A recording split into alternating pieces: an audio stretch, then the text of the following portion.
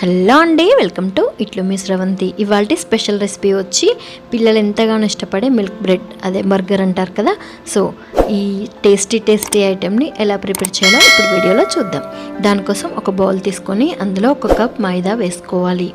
తర్వాత 1 table spoon sugar, అలాగే 1 tea spoon baking powder, అలాగే 1/2 టీ స్పూన్ బేకింగ్ సోడా, కొద్దిగా సాల్ట్, 1/4 కప్ కర్డ్, పెరుగు, తర్వాత 2 స్పూన్ల ఆయిల్ యాడ్ చేసుకొని 1/2 కప్ మిల్క్ తీసుకొని కొద్దిగా ఆ మిల్క్ యాడ్ చేసుకుంటూ మనం పిండిని స్మూత్గా కలుపుకోవాలి.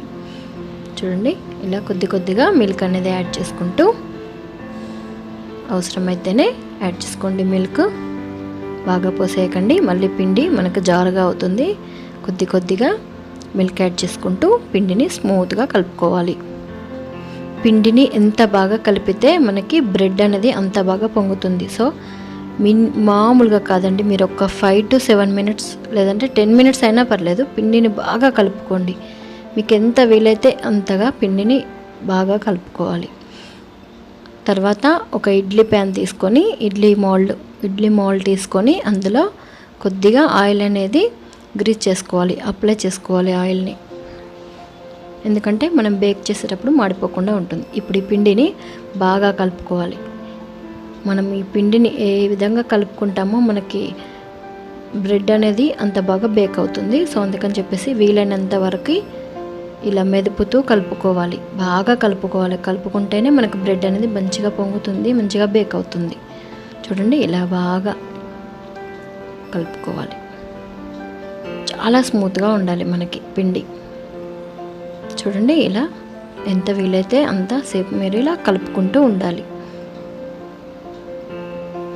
ఇలా కలుపుకున్న తర్వాత మనము బాల్స్ లాగా డివైడ్ చేసుకోవాలి. ఇలా నేను కప్పు మైదా పిండి తీసుకున్నాను కాబట్టి నాకు ఇక్కడ 4 బ్రెడ్స్ అయ్యాయి. సో మీరు ఇంకా దీన్ని పెంచుకోవాలనుకుంటే 2 కప్స్ తీసుకుంటే అలాగే నేను చెప్పిన మెజర్మెంట్స్ అని ఫాలో అవ్వండి.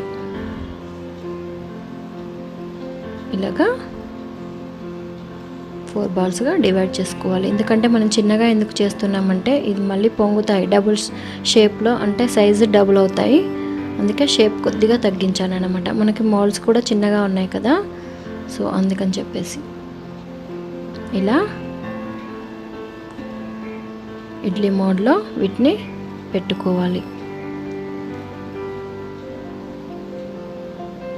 ఇవి మళ్ళీ సైజ్ డబుల్ అవుతాయి, మనకి బేక్ అవుతాయి కదా, పొంగుతాయి. తర్వాత వీటిపైన కొద్దిగా మిల్క్ అనేది అప్లై చేసుకోవాలి. ఇలా కాస్త మిల్క్ని అప్లై చేసుకోవాలి. పిల్లలు ఎంతగానో ఇష్టపడే ఈ బర్గర్ని ఇంట్లో ఈజీగా ప్రిపేర్ చేసుకోవచ్చు. ఇక్కడ నేను ఈస్ట్ ఏమీ వాడట్లేదు. చూడండి, ఇప్పుడు కొద్దిగా నువ్వులు అలా పైన స్ప్రెడ్ చేయండి అంతే.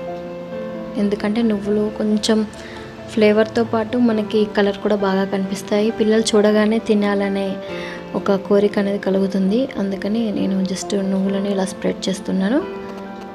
మీకు ఎవరికైనా నచ్చకపోతే స్కిప్ చేయవచ్చు. ఇప్పుడు ఒక ప్యాన్ తీసుకొని అందులో ఈ మనం రెడీ చేసి పెట్టుకున్న ఇడ్లీ మౌల్డ్ అనేది ప్లేస్ చేసేసుకోవాలి. పెట్టుకొని పైన ఒక లిడ్ పెట్టుకొని ఒక 30 minutes మనం బేక్ చేసుకోవాలండి. ఫస్ట్ ప్యాన్ని ప్రీహీట్ చేసుకోవాలి, జస్ట్ 5 minutes. చూడండి, 30 minutes తర్వాత ఎంత బాగా పొంగాయో, మనకి సైజ్ అనేవి డబుల్ అయ్యాయి కదా. సో ఇప్పుడు వీటిని తీసేసుకుందాం. చూడండి, ఇలా జస్ట్ ఆల్రెడీ మనకి ఇవి బాగా అంటుకుపోలేదండి, ఎందుకంటే ఆయిల్ అప్లై చేసాం కదా. సో ఇలా నొక్కితేనే మనకు వచ్చేసింది. కింద కూడా ఏం మాడకుండా వచ్చాయి. చూడండి, ఎంతో టేస్టీగా ఉండే మిల్క్ బ్రెడ్ అంటే బర్గర్ ఈజీగా ఇంట్లోనే ప్రిపేర్ అయిపోయింది కదా. మీరు కూడా ట్రై చేసి ఎలా వచ్చిందో నాకు కామెంట్ బాక్స్లో చెప్పండి.